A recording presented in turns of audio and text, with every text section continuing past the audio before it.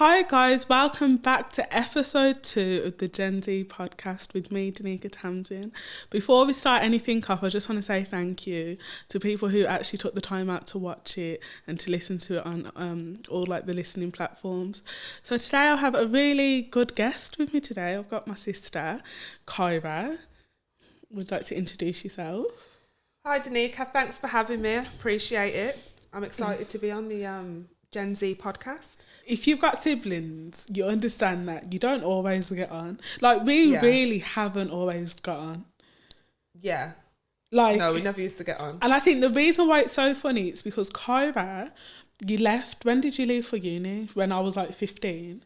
Years ago. Yeah, Kyra left for uni when I was like 15, but then when she's came back, I believe that she thought that I was still the little child that I was before she left. So she was still acting quite like... No, I think Danica has a way of like throwing a rock and hiding her hand. Like she would do things and then like you'd do things and make it out like it was me. But so everything would come down and like, oh my God, I can't believe you did this thing. Like I can tell you a story. But Kyra, you're the bigger one. You should know better. I think that with all siblings. All I ever heard was, you're the bigger one. Yeah, you're the bigger one. When you hear that your whole life, you build up a little resentment. No, you are the bigger one. Do you remember one time, right? I'll never forget this day. I'll never forget it as long as I live.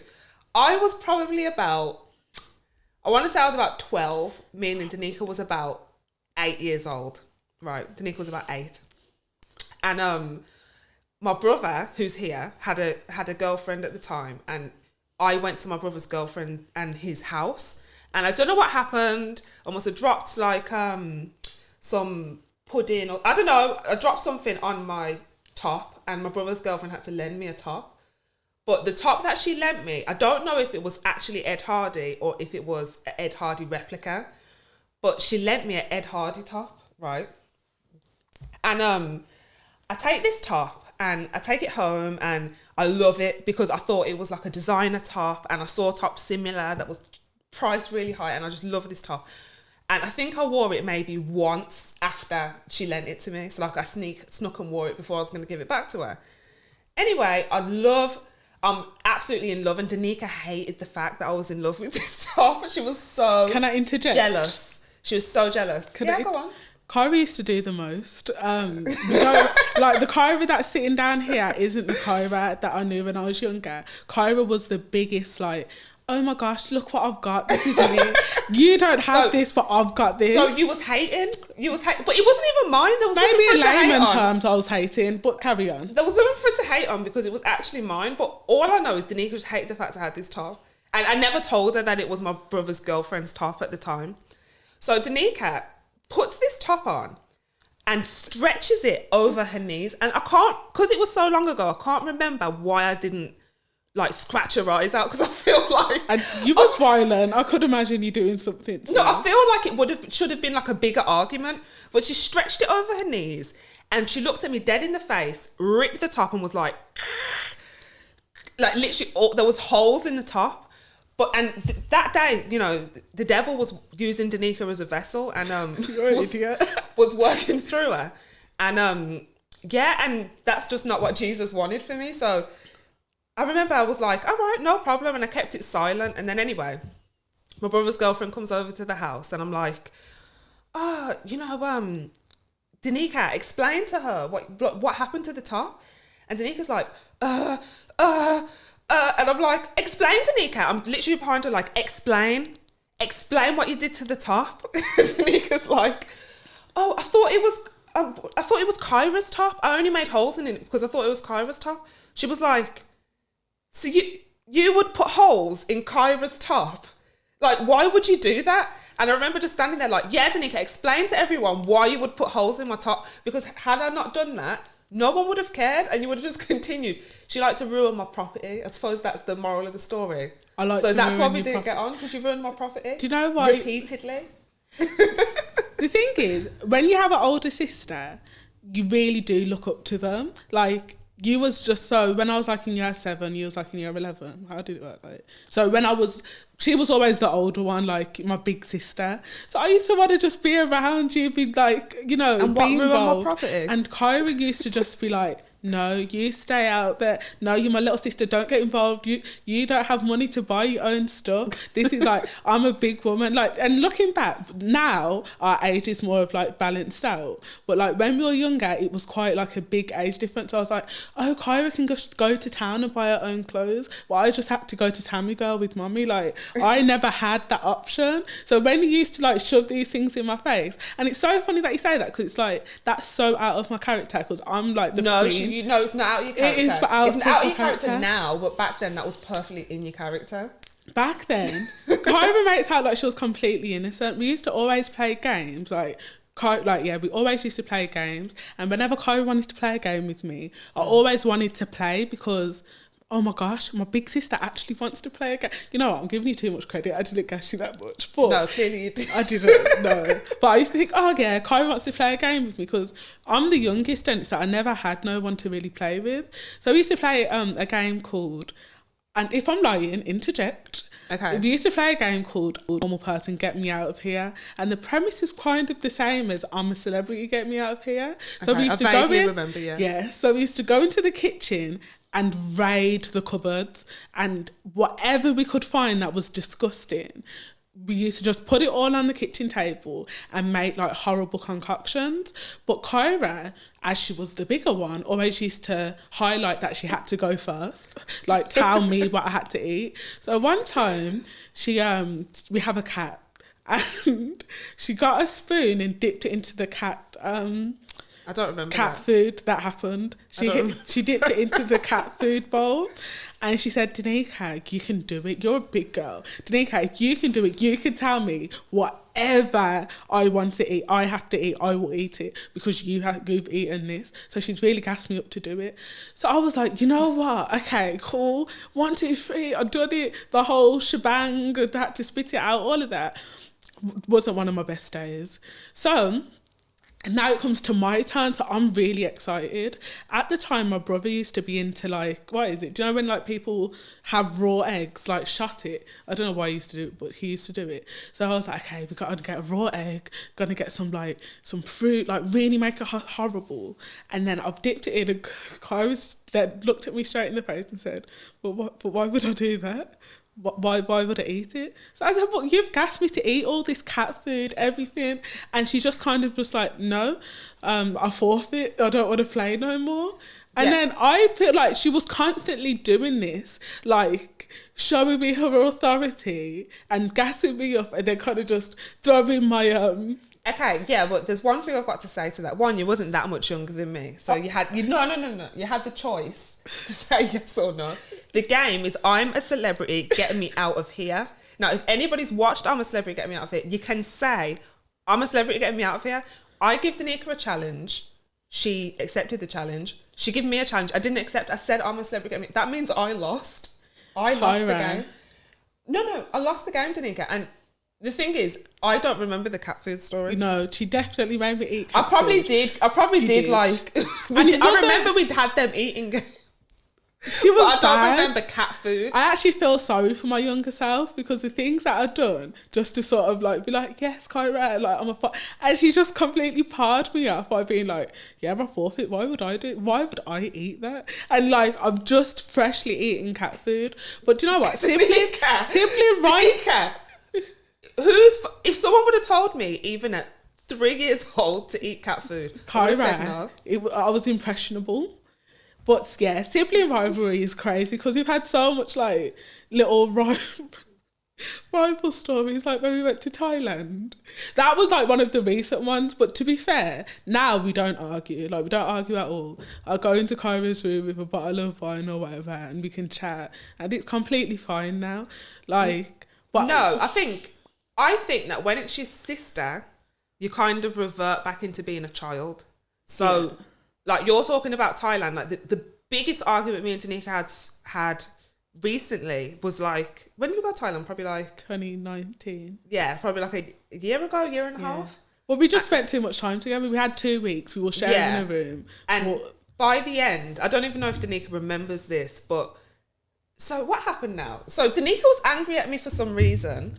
The whole trip was just hot. No. I don't remember why you was angry at me, but you was just angry at me. I forgot what the reason was, but it kicked off. It was just over, I think it was over like nothing. It kicked Kyra's, I don't know what Kyra's issue was, but I don't know what, I probably did do something to you. Yeah. But do you know when that sounds more like it. You finish your holiday and then you pack all your clothes up, you fold it in those little rolly things, and I'd done it, and then I came back to the room. No, I didn't even leave the room. I went into the bathroom, and I've came out, and Kyra's just dismantled my whole suitcase. Everything that I've just spent about 2 hours packing, Kyra's thrown it all out, all over the bed, everything. My clothes are everywhere. No, but there was a reason for it. So, from what I remember, Danica. What happened now? So something to do with your headphones. She was angry at me for some reason. She was angry at me, and she hid my headphones. But it's important to know that in Danica hiding my headphones, in Thailand, you go from the hotel, the drive from the hotel to the airport, the wait in the airport, the plane from Thailand to Dubai, the wait in Dubai, then the plane from Dubai to Birmingham, then driving back from home in Birmingham. So you need your headphones, especially because I don't use the ones that the plane give you. So obviously I needed my headphones, and Danica hid them for some reason, but it was serious because if she had packed them into my case, that means I wouldn't have got them back. And that was the vibe that she was on. Like, again, the devil was just working through. You're an idiot. And she'd hid them, and I got really angry and really, really worked up. And I remember being like, Danica, give me my headphones. Like, I'm not playing. And at the time when we're having this argument, the coach to take us to the airport is outside, literally like bibbing us to go. So we're arguing, but we're already late. And I'm like, just tell me where my headphones are. And she's like, I'm not telling you where your headphones are, blah, blah, blah. So I get a bottle of water and I'm like, I'm going to give you 3 seconds. And she's tell me where my headphones are. And she's like, I'm not telling you. You don't have to go off the plane without your headphones. Yeah. So I'm like, and I just saw red, and I literally just got the bottle. She threw it on me. Drenched Danica. When I say I was so wet, but now I don't know how long the flight is. No, the story doesn't finish there. It doesn't. But the thing is, you know how inconsiderate that is? Because I don't know how long the flight is, but she has, all my clothes are already packed into the suitcase. So she's made me soaking wet right before I'm about to go sit on this flight. Yeah, but she took my headphones away from me. So then she takes a bottle of water and throws it at me. So we're there in the middle of a hotel room in Thailand, fighting with water everywhere, flying around, the coach screaming. Is downstairs. My mum and dad's telling us to hurry up. Yeah, the coach has got, like, my mum's literally like, they're going to leave you. So then we're like, oh, we have to go into the coach. So both of us leave the room soaking wet. And then I think to myself, no, but the cleaner's going to have to clean all that water off. No, it was like a sea. No, you're underestimating how much water it was. No, it was 2 bottles worth of water. It was however much you can get from that. Because the floor was all wet and I was all wet. Everything was just wet and So then we had to go back into the room and clean all the water up, and then go on the plane damp. It was just so. But that's because Kyra acts erratic at times. But you would never do that with like. Doesn't matter what my friend does. I would never ever. Not even my brother. Not even Mark could get me that angry. Only you and Keisha can get me that angry ever. Not even like. I don't know what it is, but you sort of just get under my skin in another way. Like, but it's funny because now the way that I am is really because of you a lot. Like even like my. Yeah. The thing is, Kyra's doing this thing where she's taking the acknowledgement, like, yes, you're my daughter. No, I never. That's the way she's looking at me. But that's not the case. But like, even like I'm very like strong opinionated, and it's funny because Kyra's got like crazy opinions on a lot of different things, and I either really agree with them and really don't. So that's how like I really kind of get my kind of, you know. That's why I feel like I'm so opinionated, because you are very opinionated, and it's passed on to me that I've become just really opinionated on every topic. Yeah. But yeah, that's all behind us now. And It is. I don't know, it might happen again. Like, I don't actually won't. regret what I did, because it was, at the time, I felt passionate about it. But I just think it's funny that it's only your sister that can revert you back to being a child. Like, Yeah. I would there's no one else. If it was anyone else, I'd probably cope on the plane without my headphones. But I would always... But it's only because it's... Throw water, are you mad? It's like, Yeah. like, the thing is, like, I've never fought a soul in my life. I'm not a fighter, but like, I've been willing to throw hands at you. Like, you've got me. Do you know when you just want to just go like, you've got me to that point. I don't like how, like, I'll just be chilling in my pajamas, you know, I might have a nice cup of green tea, and Danika's like, oh my God, guys, like, You're an idiot. You're an oh actual my God, prat. guys, like, I'm here, like, it's Danika Hamilton here. Like, I just don't like that. First of- Like, I like, when I'm in my home, I want to, like, chill. And when I go out and, you know, I've done my hair and my makeup, then I'll take a nice picture to represent where I am. Otherwise, doesn't your phone lose memory? Kyra, we're not going to do that. My good sis, we're not going to do that. Because the thing is, the joke is, I've been trying to get Kyra to, like, do some, like, TikToks with me and stuff. No. Because it's not, like, I live with people. Like, I know there's a lot of people who's, like, their house is boring. My house is lit. Like, you can say... Danika, I'm not doing the bus it challenge. Sorry, I'm a big woman. Nobody asked you to do the bus it challenge. Danika wants me to do the bus it challenge. No. I'm not doing the bus it challenge. I just think that we could do some more And that's no things. disrespect to people who do the bus it challenge. I It's just love not watching for the me. Bus It Challenge, but I think that we could do some get like it, but- content together. I feel like the bus it challenge and what was the other challenge you showed me? The Silhouette Challenge. You showed me like a bunch of these challenges that these girls doing. Oh, the best friend challenge and all this. Oh, we should do that. It's great. Like, it's great that these women and men as well, they can do this and they further their social media. But for me and what I want to do in my life, I think it'd be counterproductive for me to do the bus it challenge on the internet. I can't see what positive would come from it, and I wish that a lot of young girls kind of thought about, like, if you want to be a social media influencer, you want to be a model, and that's like your career goal, then of course do the bus it challenge. You know what I mean? Like, Yeah. there's nothing wrong with that. But part of me questions, like, maybe if you want to be like a teacher or a nurse, I don't know how productive and doing something like the bus it challenge is. You know, like, Yeah. I kind of feel like I'm not someone who shames women. So women can do what they want with their own bodies. But I do think you should have a bit of regard to, like, your future. Because if I wouldn't want to personally, if I was a teacher, or if I think back to when I was at school, I'd be shocked and mortified if any of my I teachers know. was You doing the bus it imagine challenge. like you'd be in like class and then somebody puts up TikToks like, "Mrs. is she doing bus it? Wow, I didn't know you had that back off." Like, it's gonna be like crazy. But I think the people that are coming up, that's going to be the new normal, because social media is so readily available. No, but that's where I think you have got it wrong. It's not going to be the new normal. People are going to think it. People will think it's the new normal. Then they'll do stuff like that. Then one day, like a student, if they go into teaching, a student might use it against them. If they go into nursing, a patient might use it against them. Someone might say, I don't feel comfortable with this person teaching my child.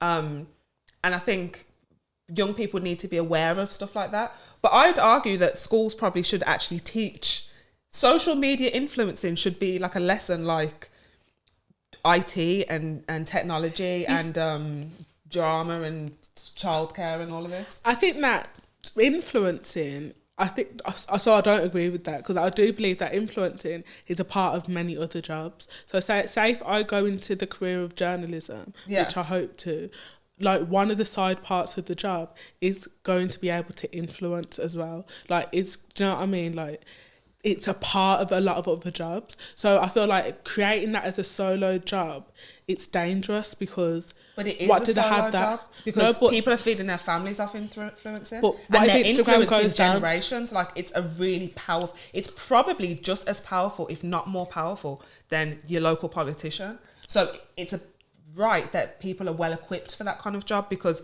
when I was, in choosing my GCSEs, influencing wasn't a career. You couldn't say when I'm older I want to be an influencer. That wasn't something that people said. But it's not a sustainable career. Like when you're 60, you can't be looking back and be like, yeah, because I took some pictures when I was 20, now I'm sitting comfortably. I always aim to be in a career that when I'm 60, I know that from the choices that I've chosen now, my course, my actions that I'm doing now, it's going to be something. Influencing, everybody's always going to hit a plateau. You can't. No. I think you're reducing it to just taking pictures. A lot of these influencers, you know, if you're a successful influencer, it changes your circle of friends, it changes your, it gives you connections. You know, a lot of these influencers, they're now selling lashes and wigs. For so long. Like, none of these careers. No, but you can't say that it's going to go down. Some of them could come up with a really good idea. Like, it's a viable career now. And I think they need guidance on how to complete this job. Being an influencer I think it's just like how before people would say, I want to be an accountant, a doctor, a lawyer.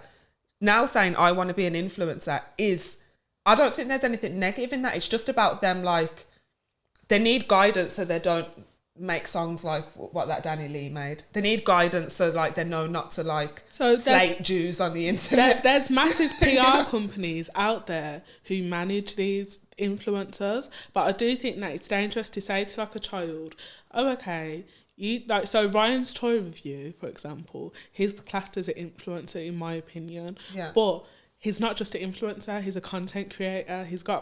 He doesn't just hold up pictures of toys and say, look, buy this new fire engine I've been playing with. He actually has something to him.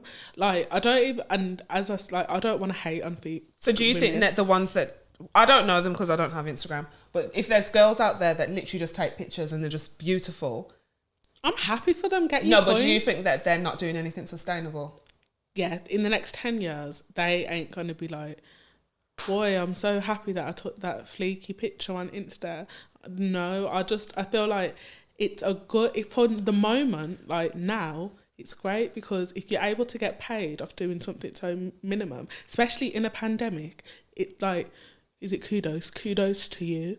But it's important, like, don't not go to uni or don't just be like, okay, I'm moving on this self-employed life thinking that influencing is going to get you a longevity in like career. Like, and I look up to influencers like Patricia Bright, Nella Rose. But if you look at these people, they aren't just influencers.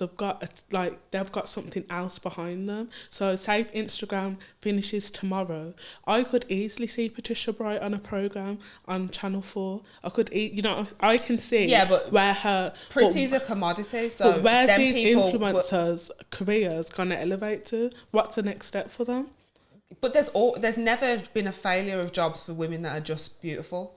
You know, before they used to be on catwalks, being models. That's what the issue is. Then they used to be on TV adverts. Now they're on their own self-made platforms, taking pictures. Like, I just think that, I don't know, I think it's kind of small-minded to think that, no, I'm not calling you small-minded, but I just think the world's their oyster. They've got a huge platform and they can do what they want with that platform. So even if it takes them years to realise, oh, I'm into nails, yeah, then they've got that advantage to be able to be like, I want to start a nail company, and they've got 20,000 people that hang on every word that they say.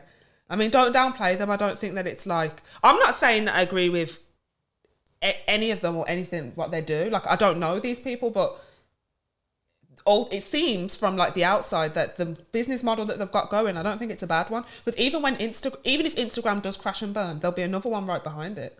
But I've just got this really big thing. Don't you think it's dangerous that, and I keep saying dangerous, it's not that deep, but don't you think it's an issue that aesthetic can be in fashion? Because what they're going to do when it's out of fashion, you're going to take all that surgery from you. You're going to take out all them lip fillers. You're going to just morph your body into something that's in fashion next. Because next, it could be the big breast that's in fashion. You're going to go, like, the thing is, that's what there's a specific type of influencer that I feel like I'm talking about. There's always going to be that 25% who's either going to marry a rich footballer or somebody rich who they're going to be comfortable in their life, somebody who's had great management and they've been able to hustle, you know what I mean? But the other majority of people, they're not going to be able to do that. And I think might be like a really harsh thing for me to say, and I know it might sound like I'm preying on their downfall because I'm not, but I'm not, sorry.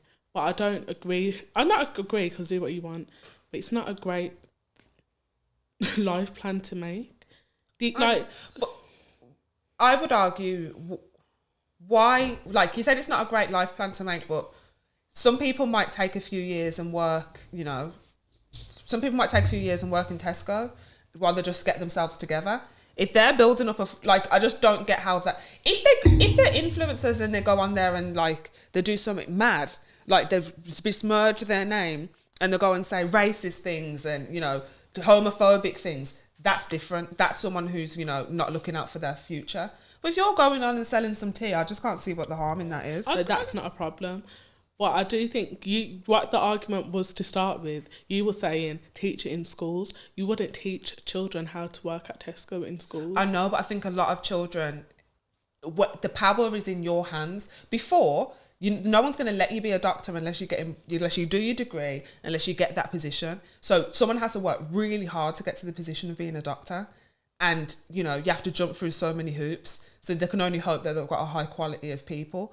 Being an influencer, all you really need is a camera and an Instagram page and popularity. I know it's not easy to build a following. Once you become an influencer, it's something that anyone can reach. Even Ryan's toy review, I don't know how old he is, but he's a little kid and he's managed to get there. How does he deal with trolls? How does he deal with press releases? What's branding about? How does he pay his taxes? If anyone can become an influencer and it's something that children want to be, which is clear that it is, why not teach them the right way to do it? To wrap up, I definitely want to introduce my new segment. I don't know whether it's going to pop off. I'm just trying a thing, so just bear with it. It's called A Message To. So I don't know whether you want to kick off the floor. It's if you've got a message to a person, a company, a thing, just a message that you want to get out there. Yeah, could be positive, could be negative, anything. Do you have a message to anybody? No, I think you should kick it off. Shall I kick it off? Okay, so my message to this week is to black box companies. So, do you want to name and shame the actual company? Yeah, Carrot Insurance. Carrot Insurance. So my first year of driving, I didn't have a black box. My first 2 insurance companies wasn't a black box. Everybody's always talking about them, but I didn't think it was that much of a big deal, and it was like a £500 difference between black boxes and not having a black box. So I said, okay, cool, this year I'll go with the black box. First thing that they've done that irritated me, I get a message one day talking about how I'm not allowed to drive my car between the hours of 11 and 7. And because I was driving my car not so frequently, but because I was driving my car between those 11 hours. And 7. Yeah, between 11 and 7. Where was you going between 11 and 7? Mind your business. No, but I thought it was in a pandemic. This was before the pandemic. No, I think it was the other month. Inappropriate. Anyway, yeah, because I was driving my car between those hours. I think it was 1 week. I don't know what I was doing, but I was out. And they sent me a message saying that I got a strike on my thing because I was driving too much outside in that time. Did they not give you the details of the rules before you applied? They didn't highlight it as clearly as they highlighted it when I got the strike. When I got the strike, it was like, if you get a next strike next week, you're going to be, what do you call it? We're going to cancel your insurance policy. Now, when your insurance policy gets cancelled, it's hard to get insurance again. So, cool. I said, you know what? I'm not going to drive. So now, first of all, they've made me hesitant wanting to drive my car, which I pay bills for, which I do everything for. They're meant to just help me out, you know what I mean? Yeah. Insure me. I actually pay them money. So, okay, cool. The straw that broke the camel's back was a few days ago, I got an email talking about how I've ran out of miles. So, I've got 90%, I've used up 90% of my miles. So I thought, okay, let me try call up the people. Let's try and make a little situation better. So I go onto the website, trying to find out their number, all of that. Their offices are closed because of the pandemic, which is ridiculous. So I'm talking to a robot. To a robot at this point. So I text the robot with my number, everything, asking, how much is it to put 5,000 extra miles on my insurance? Kyra, guess how much they told me it was? Much? Guess, I'm asking you to guess. £100. They made me pay £300 for insurance that I've already paid for. I already paid for this insurance. I paid the thing I can see why that would be distressing. Listen, I paid for my insurance in one. I thought that it was all done, everything was finished, and then they just come here and they tell me that I need to pay £300 because I need a few extra 1,000 miles. But like, they said that if I don't organise it in the next week, they're going to cancel my policy. They're just throwing this, like, they're throwing that they're cancelling my policy. About getting to sort everything out. Yeah, that reminds me. They're leaving me at a hard position because, for example, the reason why I started to drive is because where my old workplace, I used to finish late and stuff. I was never going to be catching the bus, and catching taxis wasn't, like, it was getting expensive. So now you're telling me that I can't drive in between those high prime times, why I would need to drive. It's ridiculous. And we are in a pandemic, so... Yeah. I feel like they should have more leeway, and then it's just impersonal. Why am I talking to a robot? Yeah, I can see why that would be frustrating, Danica. Listen, I've been talking to robots who all they're saying to me is, hi, how are you? They asked me that about 4 times, and then like they'll be like, I didn't understand that. Can you type it in a different phrase? I just don't understand why they make everything so difficult. And basically, my point is, I'm on my 2nd strike. I've got 1 more strike before they cancel my policy, and I think that I've been driving fine. I don't go over speed limits. I feel like you need to really read through the documents and be sure that you don't get your policy. Because when you get your policy cancelled, that messes you up. This is what I'm saying. So all I'm saying to anybody that could like put me for defamation. So I'm not going to say don't use my insurance company, but I am going to say just be careful with black box companies, because they can spring up any form of payment that they require at any time. And like, I just had to pay it. I couldn't even call up the people and try and like create a scene. I couldn't do none of that because it was an automated system. Okay, yeah. I can see why that would, yeah. So yeah, basically my message is to black box companies who don't have they don't highlight their rules good enough.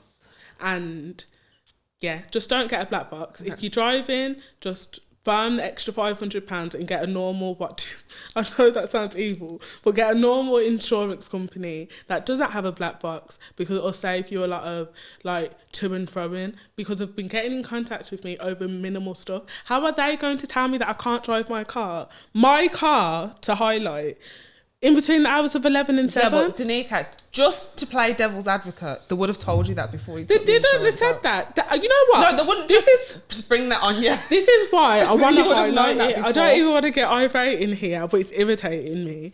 The reason why it's annoying is because, it was because of you. You said you had a curfew on your old black box company. Yeah, I made sure that if I went with any black box company, you didn't have a curfew. I didn't have curfew. And if you go with like one of those comparison sites, it has the little tick list, and it says one's with curfews and one's without curfews. So they're bamboozled you? They bamboozled me. I feel bamboozled, and yeah, they're just taking my money. And by the time that I end up paying all these extra add-ons, I've paid over what it would have been to just go back with Halifax. Anyway. Okay. I have a message, Danica. Yeah, a message to her. Right, so I'll look in the camera for my message. Yes, do it, sis. My message is for the staff trainers at Lidl and Aldi. They're putting the groceries through too quick. No, it's serious. Serious problem. No, it's genuinely serious, because I've had enough. The staff trainers at Lidl and Aldi need to know that they don't help you with your packing, and I agree, they shouldn't have to. They shouldn't have to help you with your packing, but they rush all the things through the thing. And it's both at Lidl and Aldi. Both of them are guilty of it.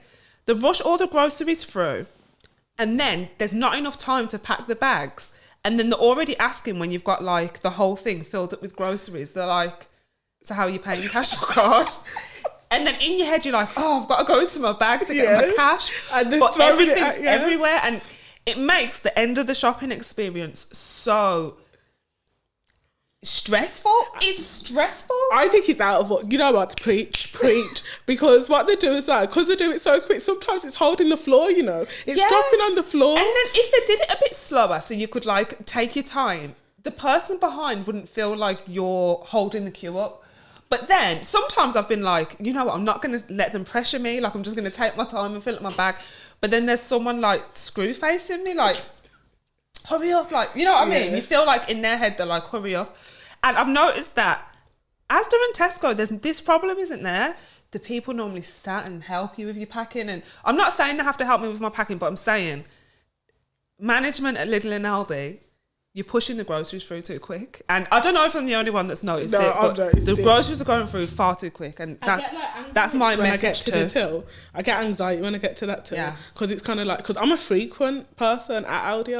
I love Aldi. Yeah. So they're always pushing the stuff through and you kind of like, and then they have the cheek to be like, cash or card. And you're just like, yeah, that's a great. Yeah.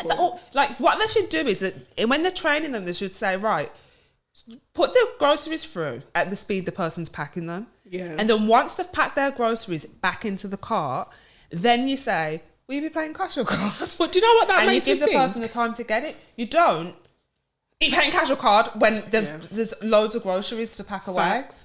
Do you remember back in the day where Asda used to actually have an extra staff member to pack your groceries away? That used to be a thing. They used to have a person standing at the other side. No, that was people who was raising money for charity. Oh. It wasn't like employees. I just don't remember that trauma. I did it with like brownies or something. Oh, you packed other people's groceries? Yeah, you like pack away the groceries and then you hope that they give you a few quid. But I don't know. Maybe, I don't know. Well, it was all helpful, but even Aldi don't even have that little thing to slide it down anymore. It's literally the person's scared you need to catch. Like it's like a full-on sport. But yeah, that's a great point. Do you have anything else that you want to mention? Anything you want to plug? I know you probably don't, but no, it's okay. Thanks for your presence. No, I really appreciate you coming on.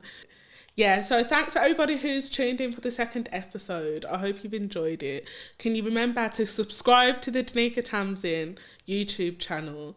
And I'm on Spotify. Follow my Instagram at Danica Tamsin and my Twitter.